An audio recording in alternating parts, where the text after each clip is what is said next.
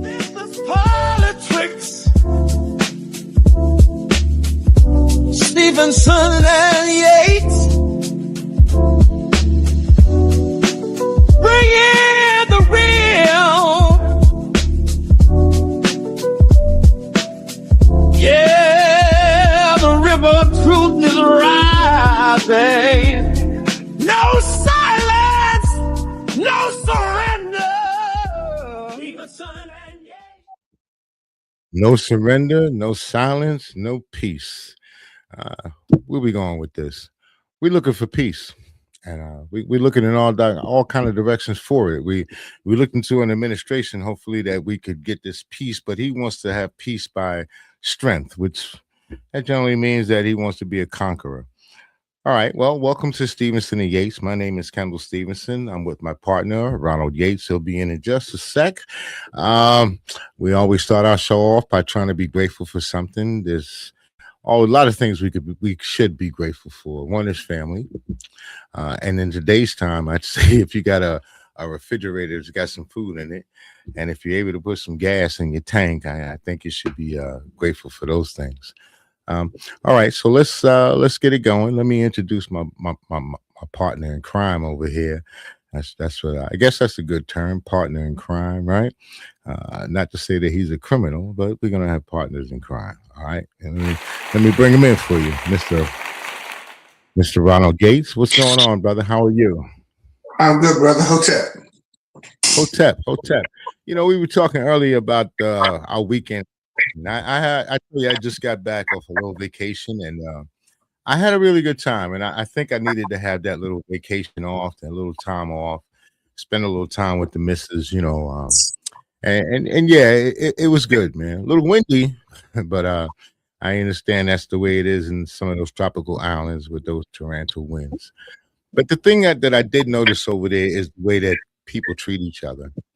It seems that they give a lot more respect to one another. And I was in a country, I tell you, I went to Aruba, and I got to know a little bit about the way that the government works over there. That people over here may call it socialist and may say it's bad, but I really think that the government over there actually works for the people. I saw that they're trying to do away and get away from the crude oil situation, and they're building these big solar fields. So this way they can go green. This way they can actually become energy sufficient. They don't need to rely on anything. Not like here in this country where we seem to have this issue right now. They're telling us, so like they always bullshit, but they're telling us that the high gas prices are due to the situation in Iran.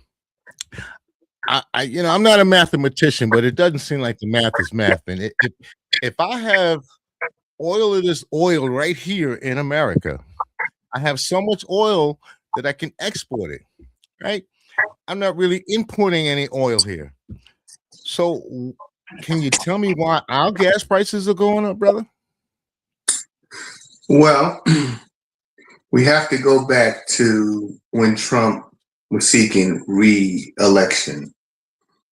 Trump approached the major oil companies in this country, and he asked, can you help me? Essentially, can you help me get reelected? So their question was, well, what does that look like? So I think the number Trump quoted in was about $1 billion in campaign finances to get himself reelected. Well, now that Trump is in office, of course, the oil concerns are looking to recoup their losses or a return on their investment. And Trump has been a very valuable investment. Yes, going back to the Obama administration, then President Obama said that America was pretty much energy independent, that we no longer had to rely on foreign sources of oil to maintain our supply of oil. So we produce enough domestically that we don't have to rely on, oil from the Middle East. So the Strait of Hormuz being closed should have minimal impact on us because we have the oil here. If you remember, Trump said, drill, baby, drill, right? Yeah. So Yeah. we have the sources of oil here. But for the oil companies, I mean, to them, it's about maximizing profit. So we'll say that, well, the Strait of Hormuz being closed, which we should have anticipated that as an objective for Iran, we didn't, supposedly. So it closed the Strait of Hormuz. So we're using that as an excuse to say, well, had gas prices have to go up. Well, as gas prices have gone up, well, we're still exporting oil to other countries, right? So we have the resources here. We have the oil here. But this is all, again, about maximizing profit. Nothing more, nothing less. You know what that sounds like to me, brother? I'm going to tell you, there was a term utilized known as robin barons. And what robin barons would do, these are a whole bunch of rich people, plenty of money, but they would go out and extract money from the people, the poor people. And that kind of seems like what's going on here, man. It seems like when they say the rich are getting richer, yeah, they're getting richer because they're charging us an arm and a leg. Every war that we have to pay for it. Every little incident comes up, the prices go up. They seem to get richer. And then here it is. You look at an administration that has a bunch of billionaires in it. You got a whole bunch of billionaires that are supposedly working in this administration, making all of this money. You hear all of this money going around, but yet there's no money to feed the poor people. My wife, we were looking at down in Philadelphia and all the different places, man, and the amount of homeless people. It brought tears to her eyes, the way that she had to see how these people are living. But yet we can find all of this money. We can print money, make money. Billions of dollars are going into the Trump crime family. And here it is. There's no money to take care of the American people. And then they'll turn around and tell you something like, well, we're making America great again. You want to hear other people. This is what really kills me, is while you're listening to the social media vibe, you can hear people that are agreeing with this man. I think that he's doing the right thing by going to war against a country that didn't pose a threat to us at all. Well, here is the situation, and I'm just going to be blunt about it. Right now, America has reached a point where there is nothing that we can do to fix our debt situation. There's nothing we can do. There's nothing the Democrats or the Republicans can do to change this situation. When you talk about the rich getting richer, well, probably since the Reagan years, it began the greatest redistribution of wealth in history, right? The top 1%, if you go back to the Reagan years and you see, just look at the gap between a CEO and the lowest paid employee, and you see every year the gap increases, right? While for working class and poor people, wages remain stagnant. And on top of that, benefits have been cut. So all this money is going to the top 1% in this country, and in fact, around the world. If you do a little research, you'll find that 96% of the world's resources is held by less than 1% of the population. 96%. So the rest of us on this planet are living on just 4% of the world's stocks, bonds, and other sources of income. That's it. The rest is in the hands of 1%. So, when you talk about voting, Democrat, Republican, it really doesn't matter. Neither one of them can fix this mess. Trump knows that. And I'm sure the rest of them in Washington know that too. So they basically abandoned all talk of making America great. You don't hear that anymore. You don't hear about fixing affordability anymore. You don't hear about gas prices being brought down anymore. You don't hear about any of that anymore. What you do hear about is the $1.8 billion slush fund. You hear about building the ballroom. You hear about the Arc de Trump. Those are the things you hear about. And here's something else. The U.S. and Israel are not talking about military integration What Yeah. that means is that they want What to the put, hell is that? well, what they want to do is put Israeli officers into the Central Command, also into the Indochina Command. Now, what happens when Israel's objectives are not the same as the U.S., but you have you have Israeli soldiers commanding U.S. troops? Now, for the last 30 years, excuse me, America's and Israel's vision of the world has not aligned. Yet, America has fought 3 wars for Israel. We went to war in Iraq. We went to war in Iran. We bombed in Libya. We bombed in Syria, all for Israel. Now, if you combine these forces and Israel wants to go and lead a full-scale attack on Iran, American soldiers are dragged in. And they've already said in their statement, when they talked about this integration, that one of the things they hope to have is first straight capability. In other words, preemptive wars, Israel's specialty, attacking, right, preemptively, without any provocation. Now you have Israeli soldiers embedded into the U.S. military.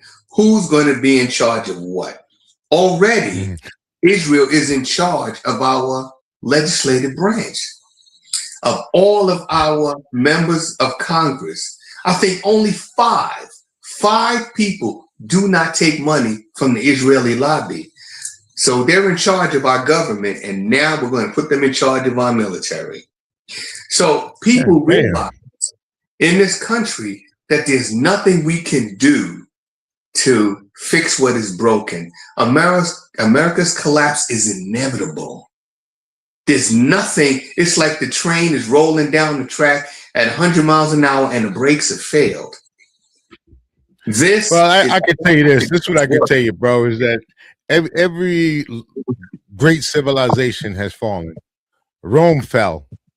And all of the big giant civilizations, they all have fallen. I don't see why this empire would. I mean, Russia fell, and that was in our lifetime. We've seen that with the collapse of the Russian Empire. But you rebuild.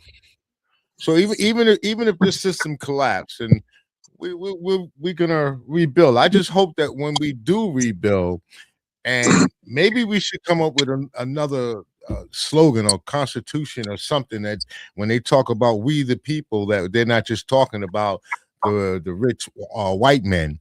Because to me, when I hear we the people, and I go back to the 1776, I go, well, we the people didn't include people that look like me, because they kept us in chains. And we the people did not include women at all. So who was left other than rich white men? That's the only people that were left to make decisions and all kind of nonsense. And the decisions that they have made are not good ones, man. They said, give me liberty or give me death. And you got to say, well, what liberty was it that you wanted? You wanted to have liberties to own people as property? Is that the liberty that you were fought for? Or, to what do you call it? To dehumanize people? Is that the liberty that they fought for? Because that doesn't include me. And I still can't see us celebrating, especially us as African Americans and descendants of African Americans. I cannot see us celebrating the oppressors' liberation, because part of their liberation was to keep people like me, in chains. I can't get very patriotic with that. Well, what do you think about that? The 1776. We're coming into that point right now. We're getting ready to celebrate the 250 years of liberation from Great Britain. Right? What do you feel about that? Well, I work at a school district, and every morning at 9 o'clock sharp, there is an announcement to please stand for the Pledge of Allegiance. And of course, the last stanza is with liberty and justice for all.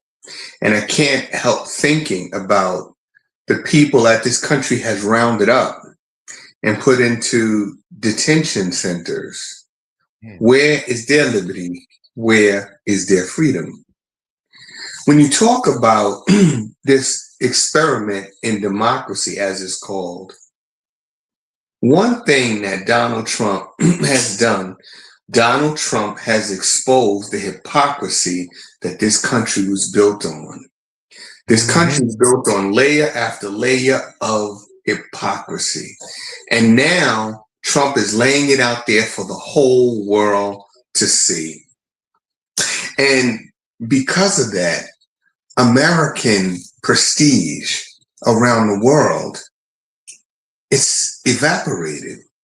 People are now seeing America for exactly what it is and what it's always been. The only people that still have some illusions or delusions are the people in this country. The people that still believe that what Donald Trump is doing is going to restore this nation.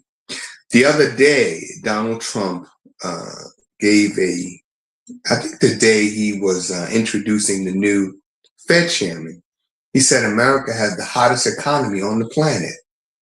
He said that jobs are everywhere, that factories are going up all over the place. Yet, no one has shown us a factory being built. Yes, they're trying to build these data centers, which are going to provide a minimal number of jobs and use up an enormous sum of energy and other resources like water. But other than that, this is all a delusion or an illusion. There are no factories being built. He talked about $18 trillion in foreign investment. Where is it? So, offshore account, probably. Well, there is no $18 trillion in investment. Trump went to China, met with Xi Jinping, and there was nothing productive that came out of that. He came back and said, well, they're investing in America. Well, no agreement has been signed. In fact, Trump hasn't really signed any agreements in his second term. So he's going around saying, well, this is coming and that's coming. Yeah, so is Christmas. But that's not going to bring us jobs either. That's not going to restore America's prosperity either. So, this hypocrisy, these layers of hypocrisy is being exposed. And not just in this country. This whole back and forth with the Pope. People are now taking a good look at the Pope. Who is this guy? Who said that he's God's representative on earth? Where do you find the term Pope in the Bible? There's no mention of it. So who is he? Where does his power derive from? So all of these things are now questions that we have to ask ourselves, because as you said, empires have fallen. All of them have, right? Typically from internal decay. And that's what's happening in this country. So yes, America is right there on the verge of collapse. And I tell you, the one thing I have noticed, and I've been listening around at just the African American communities, is that actually starting to kind of build without utilizing the resources from the government. Like when people talk about the Black Wall Streets and the down in Tulsa or the Greenwood or the different cities throughout America, I think it was about 50 of them that were actually booming towns where they were generating money and so forth and so on. But they didn't rely on the government to do what they did. What they relied on is each other. And I think that's the only way we're going to be able to make any changes. We've always kind of been the ones, our women, us, our men, we've always been the ones that make the difference in this country pretty much since we've been here. I mean, you got to remember what was in 1600 Jamestown, right? Okay, so those people were starving. They couldn't farm, they couldn't build. The natives of the land, they couldn't go mess with them because they were going to get killed. African slaves came in, boom, they were able to communicate with the indigenous people. They were farmers, so they helped build it. And we've been helping and building in this country since we've been here. I mean, even when we talk about the Civil War, I mean, honestly, if it wasn't for like people like Frederick Douglass and Harriet Tubman, we'd have lost that war. So we've been helping all along. World War I, World War II, on and on and on and on. We've been the ones that have been the backbones to rebuild this country, and I think that's probably may happen again. that may happen again. I think maybe that's why people are afraid of brown people overpopulating or becoming in power, because they're going to lose their power. But I don't know. I see it's coming back around again, man. I listen to a lot of conversations. A lot of organizations are coming back around again, I think amongst ourselves we're going to build that community back up again. We'll end up helping everybody, of course, but first I think we got to help ourselves. Well, when you talk about relying on the government for assistance, you have to keep in mind that the government doesn't have any resources. We are $40 trillion in debt. We borrow money every day from foreign countries to keep the American economy afloat. We sell China, Japan, and a host of other nations treasury bills with the belief that someday we will be able to pay back with interest what they have borrowed. It's not happening. We do not have the resources, $40 trillion. That means if all of us, even kids, were to become, we brought back childhood labor, none of us for the next 10 generations would live long enough to see the debt paid down. Just the interest alone is hundreds of billions of dollars per year. So there's no How do we get like this? I'm just curious. How do we get this way? The Federal Reserve Act. So in 1913, a group of rogue senators went to an island off the coast of Georgia, Jekyll Island, and they had one objective, and that was to pass the Federal Reserve legislation. Once that legislation was passed, the U.S. government no longer prints its own money. That money is now printed by the Federal Reserve, which is a privately owned bank. So what we have is the rich 1%, and I'm talking the richest, the Rothschilds, the Bronfmans, J.P. Morgan and others, the Warburgs. These are the people that are in control of the Federal Reserve. So these are the people that loan money not to corporations, but to governments. So if Iran wants to go to war with Israel, well, they'll loan to both sides so that we'll reap our profits from both of them once the war ends. Do you think that some of these higher people, I don't even call them higher ups, so do you think that some of these people or they have control or maybe instigating some of these wars because it's profitable for them? Absolutely. And let me tell you why. America wants to go to war. Let's use an actual war. Let's use the Vietnam War. America, even before they entered the war, was paying 80% of the war cost for France. Why? Well, first of all, you need to build up, you need armament. So you have to have the money to buy the bombs, the planes, the tanks. So that keeps the military industrial complex happy because you're constantly buying war material. After the war is when the profits really you reap the profits. How? Now you have to rebuild your country from all the bomb damage. You have to build cities, roads, towns, infrastructure. You have to build new homes. Trillions of dollars are made in loans. And there's a book I read many years ago called Diary of an Economic Hitman. And this guy, he was dating this woman who had an uncle who was in one of these 3-letter organizations. This guy knew nothing about electricity, but he was bought in, recruited by one of these 3-letter agencies, and they sent him first to Central America to set up electrical grids. Again, he knew nothing about electricity, knew very little about business, but they told him, there's not much you need to know. All you need to know is that these people need electricity. And in exchange for us building an electrical grid for them, they will give us their valuables. Land, where there are resources, we'll take that if they can't make the payments. And they knew they couldn't make the payments. So we'll take the land, we'll take the gold, we'll take the silver, we'll take whatever they have. And, that's the way businesses work at that level. They are ensuring generational wealth for 10, 15 generations down the road, if you look at the Trump family, in 1 year, and I'm talking about the entire family, not just, President Trump, but his entire family, their net worth has increased by about $8 billion. $1 billion. And check this out. So here's a question. Here's a new thing that went on with the Trump family. I didn't mean to interrupt. I didn't want to lose thought. The taxes.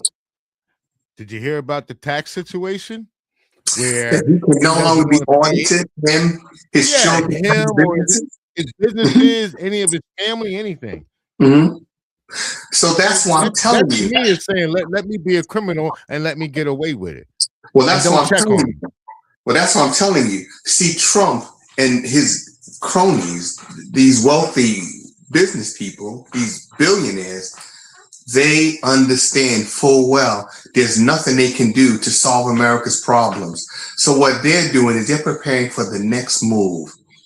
Trump is setting up so even when he leaves office, there will be no prosecution of him, his family, or his businesses.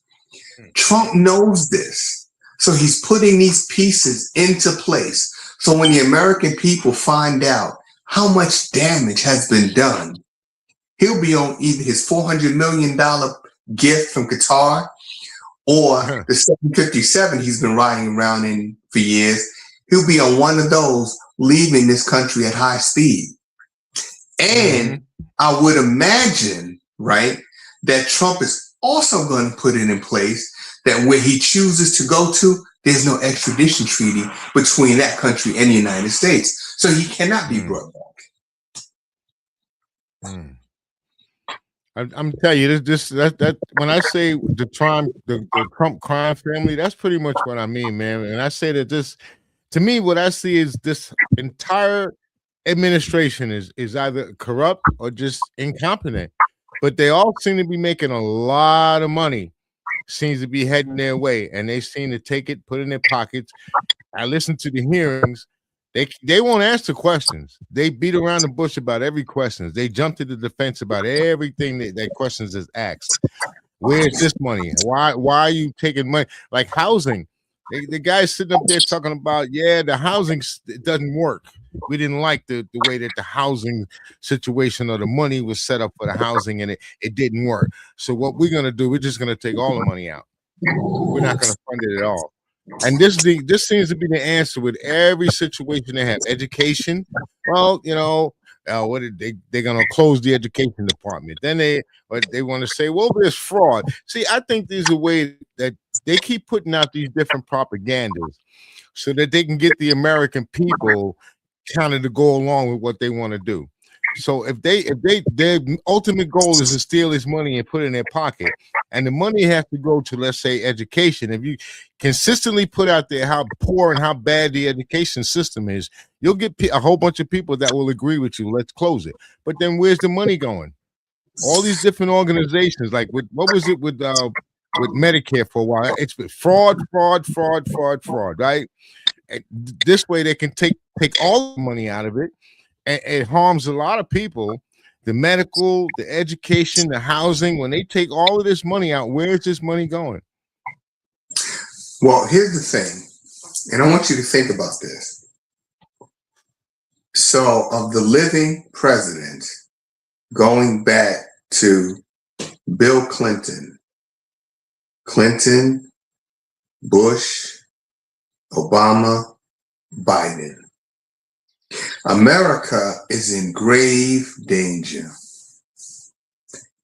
Militarily, economically, politically, socially. And yet, Obama might put stuff on the internet, Facebook, stuff like that, but you don't really hear anything else from anybody, any of the former presidents. And why? Don't you think they're investing in some of the same companies that Trump is invested in? If Trump can increase his wealth by and his family by $8 billion, don't you think these other folks want in on that? Don't you think that these other presidents also took money from the Israeli lobby, also took money from the fossil fuel industry, also took money from Wall Street. That's why they're not saying anything, because they're reaping in profits as well. So yeah, they'll offer some token resistance, but why aren't they out there leading these protests? Why aren't they? Well, that's actually that's one theory, because something we can't actually prove, whether they did it or not. But it would seem so, just because of the situation and the way it's turning out to be right now. But I can't really say whether what they did, taking money. It seems though, because it's available. So it would seem like that would be something we can't say that. We can't say it. Let me tell you why. When Obama was elected the first time, he said he had just paid off his student loans. That was his first time when he ran for office. Obama now, they have homes in DC. They have homes in Hawaii. Obama and his family are very rich now, very wealthy people. And how do you get there? Well, you are heavily invested in some of these companies, the fossil fuel sector of the economy. You're invested in weapons technology, weapons development. That's where the money is. And that's where their investments are. When you talk about Democrats and Republicans, they're both invested in the same stock, same bonds, same companies. And they're getting their money from the same donors. So they'll tell you, oh, well, we're different. We have a clear difference of opinion. But right now, with this proposal to combine forces with Israel and America, how many Democrats are speaking out against that? Because the very same Democrats. There are Democrats that are speaking out against it, man. Name one. Name one that has spoken out about this particular proposal. Jasmine Crockett? She has not spoken about this proposal. She has not. About this proposal that took place? This last proposal of combining U.S. forces and Israeli forces, not a single Democrat has come forward. Why? Because I'm going to take it out, because I really have 5 people in Congress that don't take Israeli money. All right. So no, well, like I said, I'm gonna check it out, because I don't want to say something I'm not 100% sure, which I'm not 100% sure. So the best I can do is take your word, and your word is usually good. But I just like to see it for myself, because we both know some Democrats, man, and they're not all we do have some out there that are actually out there trying to get things done, especially on a local level. But the fact of the matter is, when it comes to Israel, right? Across the board, it doesn't matter what side of the aisle you sit on. Pretty much, we have 5 members of Congress that do not take Israeli money. That means 530 of them are taking money from AIPAC and the Jewish lobby. 530 of them. And this is Democrats, Republicans, this is independents. They're all taking Israel's money. And Israel's not going to give you money unless you are going to put forth policy that is beneficial to Israel. That's why there is I believe that. I believe that because, since 1948, man, we've given Israel over $300 billion. But let me let's take a little quick break, and then we'll come right back. I haven't talked to Dr. LaJoyce in a minute or two, but she did ask me to make sure I run this for her. So let's take a quick break, bro. A doctor's calling. A company's mission. United for a greater good. When Edmark International, the pioneers of wellness, joined forces with Dr. LaJoyce Brookshire, naturopath, the world gained a new weapon in the fight for true health. Co-created, science-backed, nature-powered. This isn't just a product. This is a movement. Born from decades of groundbreaking research, naturopathic mastery, and Edmark's relentless innovation. The body wants to heal itself, and we have just given it the ultimate toolkit. A detox unlike any other. A partnership unlike any other. The future of health starts now.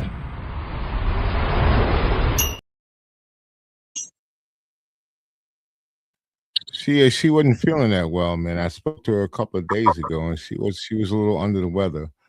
But I'm hoping that she bounces back. Yeah.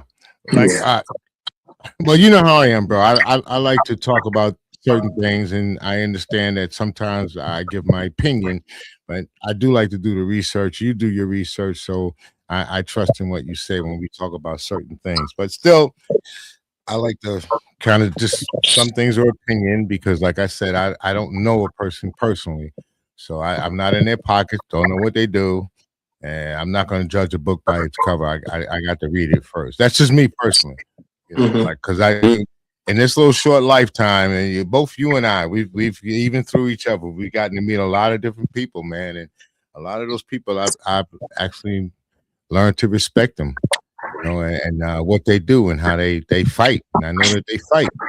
Maybe not always for the big things up there in the federal government, but they do fight. They do fight for us and try to keep us our rights. Like here in Pennsylvania, we've been able to kind of keep intact, if you want to say. There's been some little hiccups here and there, but basically, right here, we've been able to keep it together. I wish we can get those damn gas prices lowered, but right here, with the education system, with all of that DEI nonsense, with all of the nonsense been going on, we've been kind of able to maneuver around all of that and still stick together and still trying to come together as communities. So that's my take on it, boss. Well, I think that right now, as I said, America is pretty much on the point of life support, right? At some point, I wrote a piece the other day, and it's called "When the Bow Breaks," right? And we're at the point of the bow breaking when some of these foreign countries no longer buy U.S. Treasury bills, which is nothing but debt. Because it's a bad investment. China, Japan, the oil-rich countries, the UAE, Saudi Arabia, they have to come to the realization that they're never going to get a return on their investment. All they're doing is putting, good money after bad. America can never return the trillions of dollars that they've invested in this country. And the only thing right now that is keeping this economy afloat is the money in U.S. banks that have been deposited by these oil-rich nations. There's more than $1 trillion in oil money in 6 U.S. banks, and 5 of them are in New York alone. So if these oil-rich nations decided to divest, America would collapse within hours. So there is a clause in, it may be in our Constitution. Well, not in our Constitution, but there is a clause. It's kind of an emergency clause that basically said, at the time of a national emergency, other countries cannot withdraw funds from U.S. banks. So every time the oil-rich nations have threatened to pull their money, there's always been some national emergency. And their funds are frozen. So right now, you have these oil-rich nations that are encouraged to invest in America. But what's the return on the investment? You can come in, you could buy up, buildings in Manhattan, which a lot of it is owned by foreign investors. But what happens when the value decreases? Right now, one of the things that's holding up the economy used to be home buyers, right? That was one of the drivers of the economy. You buy a home, you need furnishings, you need appliances, you need all these things, right? People aren't buying homes anymore. Consumer confidence is down. So what used to hold up the economy is cratering. And, these foreign investors are looking at this, and they're now looking other places to invest their money, not necessarily in the United States. And because of that, when you talk about things like education is suffering terribly. We're not interested in educating kids anymore. I don't know if we ever really were. We give them a serviceable education 40, 50 years ago. Now it is enough to pass standardized test. If you ask these kids questions as simple as who's the governor of Pennsylvania, a lot of them don't know. I asked them the other day if the president and the vice president are both incapacitated. And we're talking about people in intermediate school. Who take over next, right? Well, first they didn't know what incapacitated meant. So I had to explain that. And I said, well, if they're both, say they both die, right? Who takes over? They had no clue. They had absolutely no clue. And these are things. So look, let me ask you a question about that. Just a quick question I want to ask you about that. So instead of throwing out the baby in the bathwater, then why are they trying to actually fix the system? Because it seems what they do, or what's been happening is they're throwing out the baby and they're throwing out the bathwater. So if we, let's say, switch over to all of these charter schools or private schools, wouldn't there be a lot of kids that wouldn't be able to receive an education? Because it seems like to me what's trying to be done here is they're trying to privatize the education system, period. Which again, now that opens up an avenue for someone else to get rich. Instead of looking at the average poor people that actually may need an education but can't get it because they can't afford to go. Well, here's the thing. The problem comes down to money. To fix the educational system, to get it to function properly in this country, we have 400 million people here. And let's say of that 400 million, let's say 150 million are, kids in school and colleges and universities. In order to get them where they need to be, it would take massive investments. You have some places in some inner cities, 35 or more kids in a single classroom. That's way too many. The scope should never be more than 10 or 15 students to one teacher. And now you have 3-4 times that amount. So there's always going to be kids left behind. So in order to equalize the playing field, and when I say equalize the playing field, I mean the same money that's spent in the suburbs on some of these better schools, that same amount of money spent in the inner city schools takes massive investments, hundreds of billions of dollars. And that has never been a priority of the U.S. government.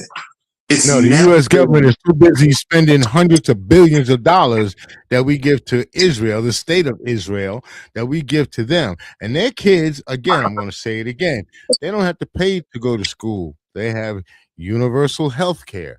They even have free housing.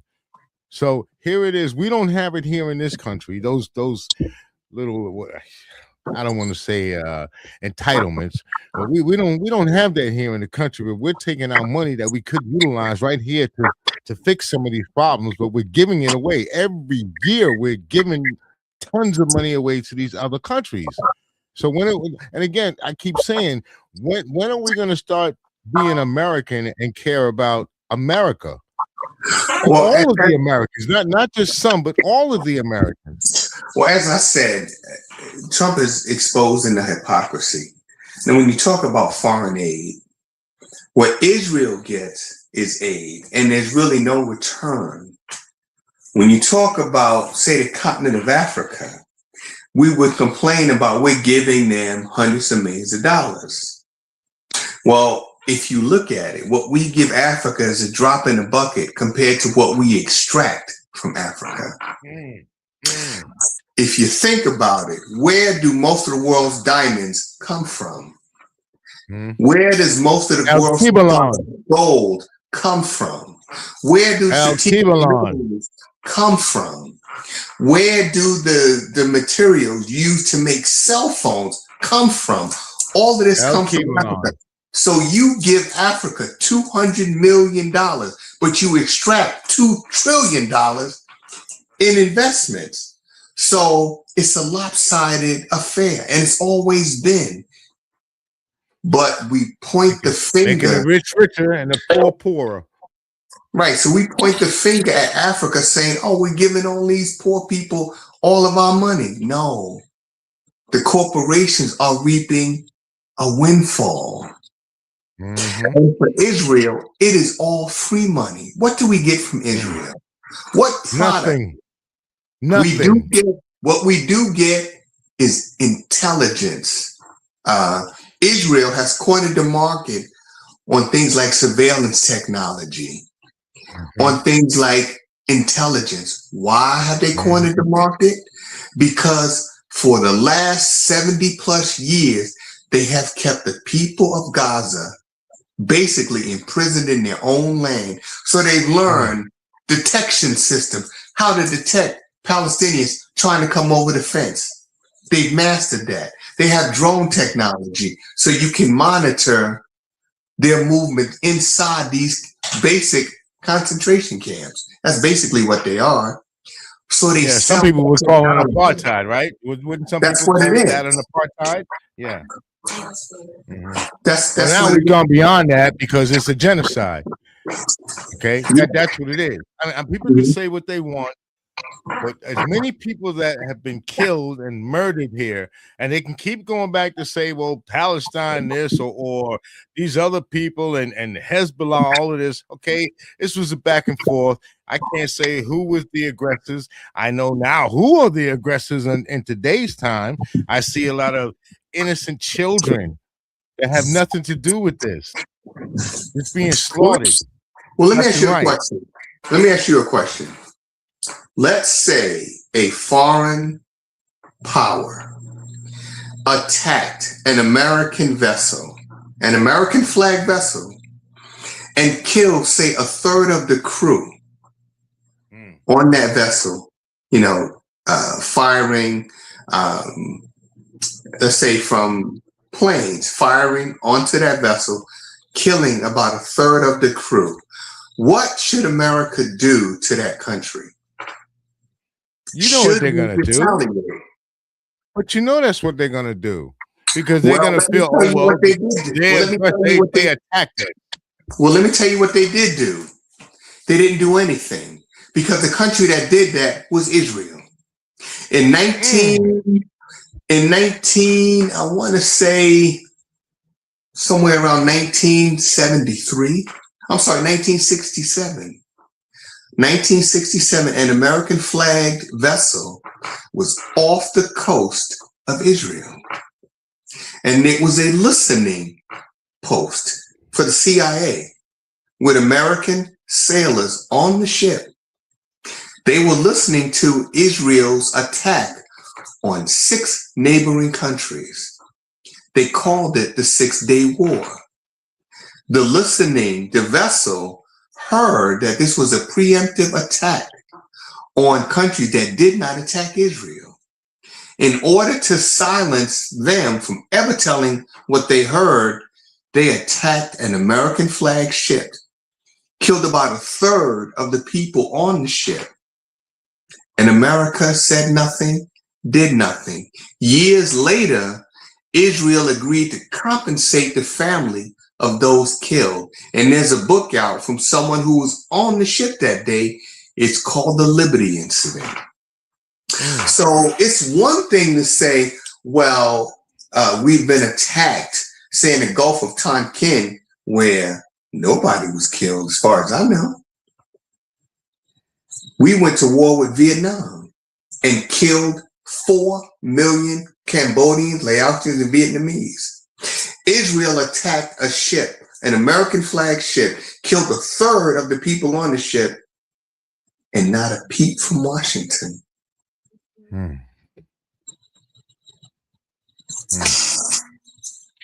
right. Hey, you know what we're gonna do? We got about 10 minutes left, so I just want to talk about the New York Knicks. Go New York! Oh, New York. Absolutely.